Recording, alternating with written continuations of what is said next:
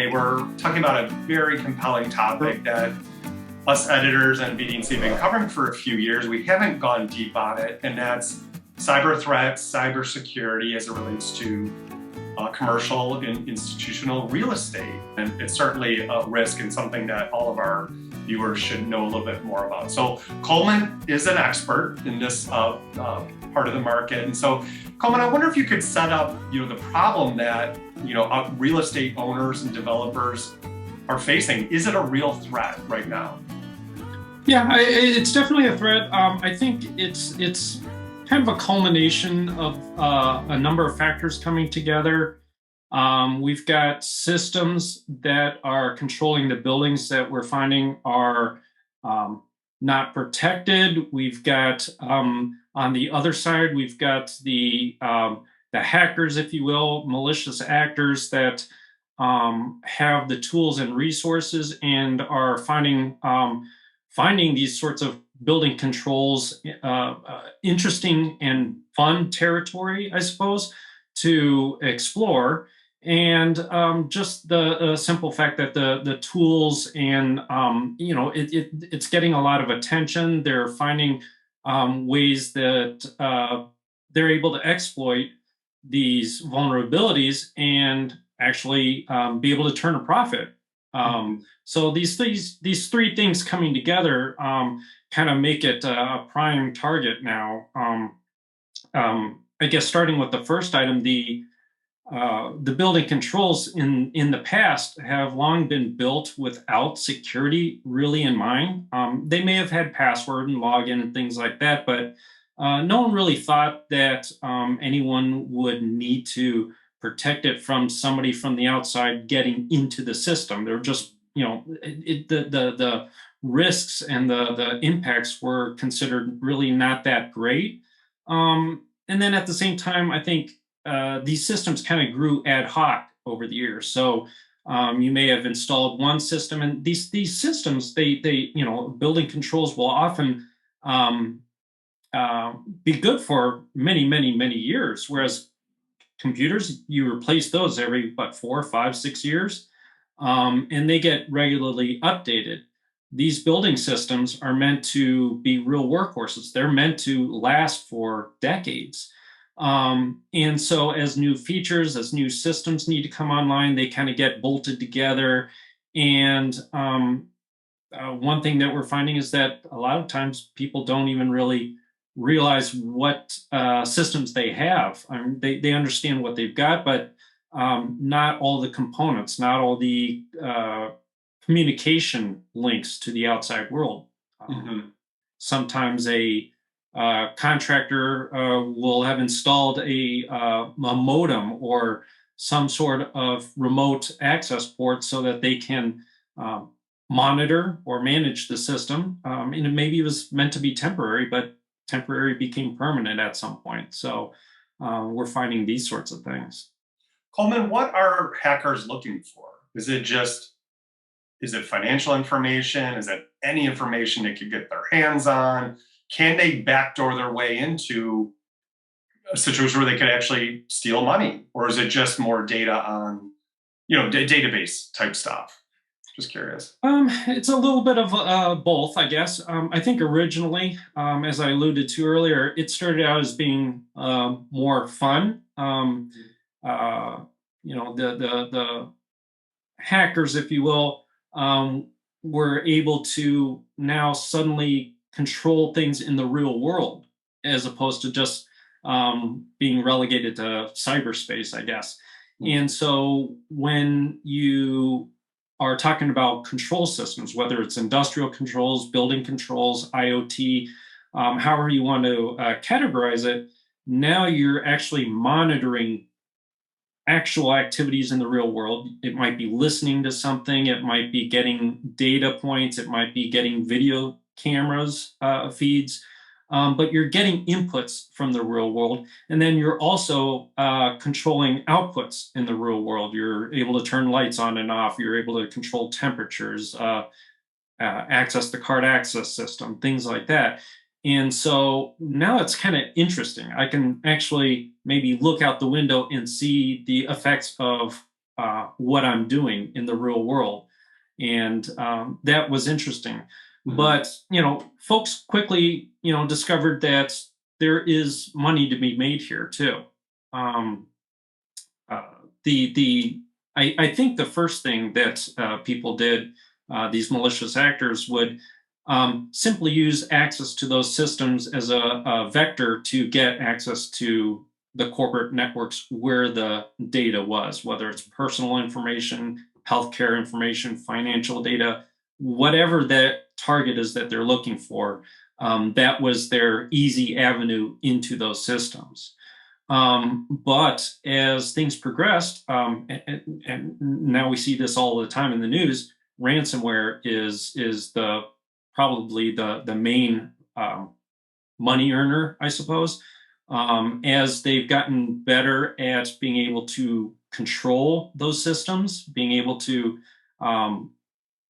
lock out or prevent access to those systems, they found that they can hold them for ransom. And when we're talking about, say, power for a casino or medical equipment for a hospital or things like that, there's a lot of not only financial impact but also impact to safety and well-being of people.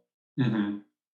Do you have any specific stories that come to mind where, you know, particularly enterprising hackers, took over a government operation, like a local government operation, or perhaps it was more of a corporate or financing business that was hacked?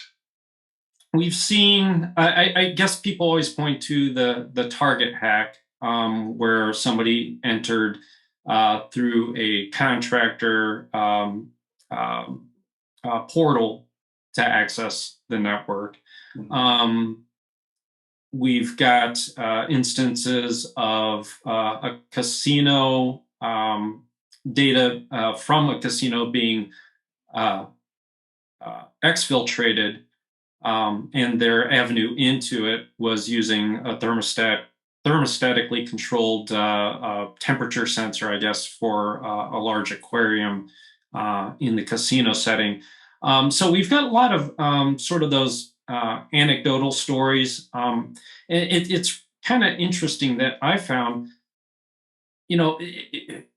they're fascinating in and of themselves, story by story. But what I found is it's really kind of interesting that finding these vectors, finding these paths to these building systems is fairly easy. If you can do a Google search, there are other search engines out there that people can use, not Google, but other search engines that you can easily, quickly find lots of internet exposed systems. Quick search can find all kinds of different communication protocols particular to building controls, particular manufacturer pieces of equipment. If you search for a manufacturer name, you can find those products connected to the internet and quickly actually connect to them and read the data, control things. A lot of them are not actually password protected. No one changed the default password, or there is no password. So it's actually kind of scary. Mhm. And then, are your clients particularly, concerned? Is it top of mind on all of EST's projects, or I don't know, where do you come into play on your as far as your services go across ESD's portfolio of projects? Well, certainly the clients are concerned about this sort of thing.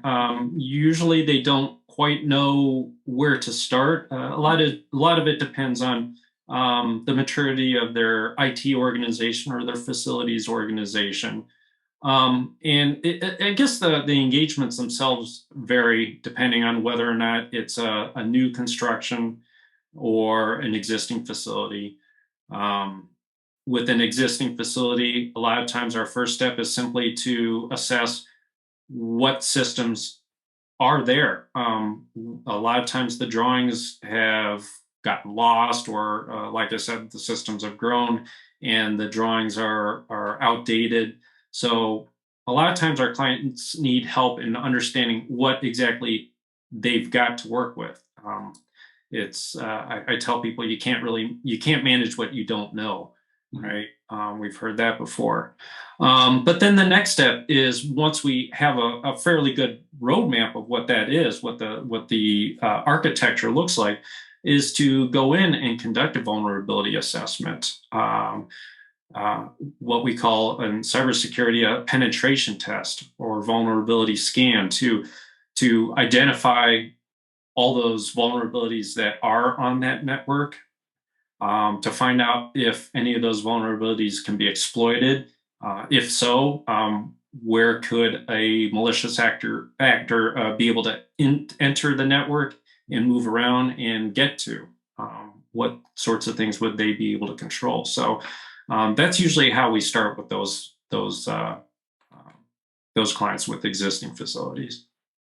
And then, is it a sizable investment for, let's say, a building owner, developer, to make sure their system is secure, or is it just kind of like blocking and tackling and best practices and kind of the services you offer? Is this like a huge hardware investment, or is it more of strategic planning and execution of that plan? Well, it varies. A lot of it depends on the state of the systems. A lot of it depends on the overall risk analysis. We always caution that, when we do these sorts of studies, when we discover vulnerabilities, that's just a first step, really. It's important that you identify what those are before you can figure out, what's the impact to my business? What's the consequence to that? Is it financial? Is it safety? Is it availability of the systems? Things like that. If the system were to fail or go offline, what would that mean to the business? If you've got a backup generator that's on hand, it can cover the full load. Maybe losing power for an hour isn't that big a deal, and maybe addressing the cybersecurity issues for that aren't really prudent. So it's really kind of understanding that, doing the analysis, and figuring out what is acceptable, what needs to be mitigated. And then, where do the AEC firms come into play? Obviously, you're an engineering firm, but let's say you're an architecture firm or a contractor. You mentioned the anecdote of the HVAC contractor. Their portal into, let's say, a Target or retail location was the vector or the back door. Mm-hmm. I'm thinking of software that, everyone's so plugged in during the course of the design and construction of these projects. Are there vulnerabilities related to the software systems that the teams are using during the project, or are those sort of cut off and removed and not connected well enough to be, what do the firms themselves need to know beyond that?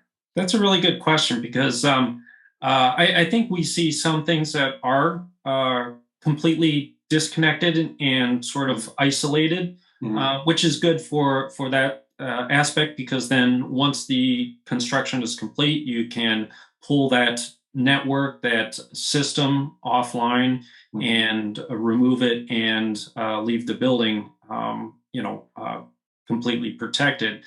But the other side of it is that sometimes there are systems that need to be up and running and installed during the construction phase. And, for example, a lot of the building control systems need to be up and running so that equipment can be brought up online, it can be tested, it could be commissioned, all throughout that construction process. And so a lot of times you'll need to set up a network, the fiber and the copper infrastructure to support those systems, sometimes even before the IT spaces are even built.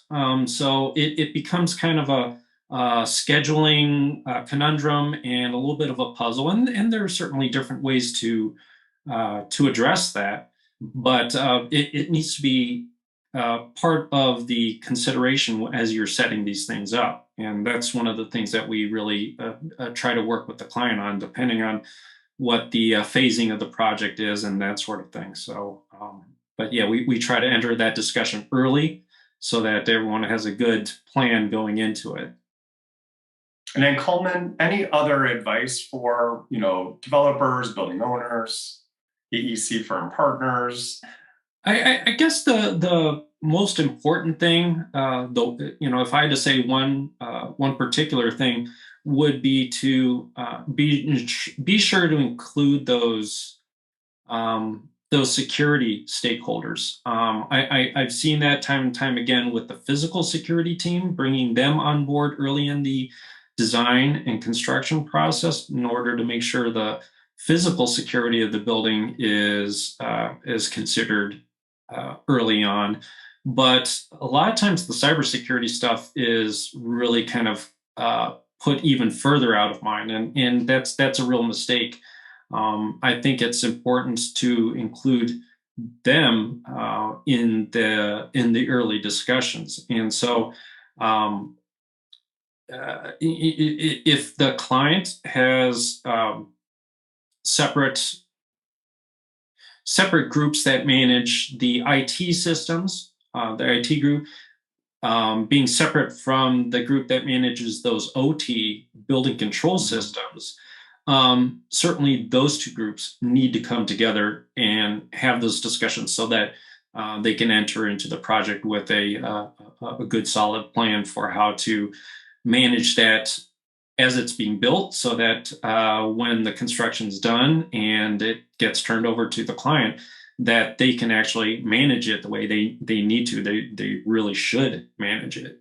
Mm-hmm. So having those two groups come together, and any good organization, I think, should be thinking in those terms anyhow, whether it's a new construction or ongoing cybersecurity of building systems. It's important that those two groups are working hand in hand.